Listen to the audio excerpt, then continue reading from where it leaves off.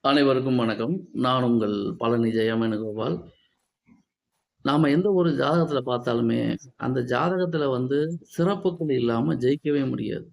சிறப்புகள் அப்படின்னு என்ன அர்த்தம்னா, அந்த ஜாதகத்துல ஏதாவது ஒரு கிரகம் வர்க்கோத்தமமா இருக்கும். ஏதாவது ஒரு கிரகம் யோக டிகிரில இருக்கும். ஏதாவது ஒரு டிகிரி அவருக்கு அதிர்ஷ்டத்தை தரக்கூடிய பாகையில இருக்கும். மகா யோக டிகிரி அப்படின்னு ஒவ்வொரு ராசியிலயுமே இருக்கு. அந்த ராசியில லக்னமோ, லக்னாதிபதியோ, ராசியோ, ராசி அதிபதியோ மாட்டிக்கிட்டா அது ஒரு சிறப்பான பலன தரும். அப்ப ஒரு மனிதன் ஜெயிக்கிறான் அப்படின்னா, ஜாதகத்துல அவரு சிரமப்படுவார் அப்படின்னு இருந்து அந்த ஆள் ஜெயிக்க முடியாது. ஒரு விஷயம் புரிஞ்சுக்கணும். ஒரு மனிதனுடைய வெற்றிக்கும், தோல்விக்கும் காரணம் அவருடைய ஜாதக அமைப்பு தான். அந்த புரோகிராம்ங்கிறது மாறவே மாறாது. அந்த தனி சிறப்புகள் இருந்தா மட்டும் தான், ஒரு மனிதன் வாழ்க்கையில வெற்றி கொடி நாட்டுறது, வாழ்க்கையில சாதனைகள் புரிகிறதெல்லாம் ஒரு ஜாதகத்துல அமைப்பு இருக்கும். ஜாதகத்துல இல்லாத ஒரு விஷயம்லாம் மனித வாழ்க்கையில நடக்காது.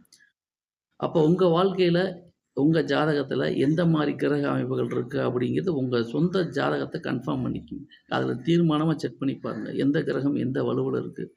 எந்த நன்மையில இருக்கு? எந்த சாத்தியக்கூறுல இருக்கு? எத பண்ணா நம்ம ஜெயிக்க முடியும்? இது எல்லாமே உங்க ஜாதக கட்டத்துல உள்ள விஷயங்கள் தான். அப்ப அந்த விஷயங்கள நீங்க தெளிவா பார்த்துட்டு, அத நீங்க அப்டேட் பண்ணாலே, நிச்சயமா வாழ்க்கையில சாதனை புரிவதற்கு வாய்ப்புகள் உண்டு. அப்ப இல்லாத ஒண்ணு எப்படி நடக்காதோ, அதே மாரி உங்க ஜாதகத்துல ஒரு விஷயம் நடக்கிறதுக்கு என்ன தடைகள் இருக்கு? அந்த தடைகள எப்படி சரி பண்ணணும்? அப்படிங்கிறத நீங்க தெரிஞ்சுக்கிட்டு, அதற்குண்டான வழிபாடுகள், வழிமுறைகள் நீங்க தொடர்ந்து செஞ்சா நிச்சயமா வாழ்க்கையில ஜெயிக்கலாம்.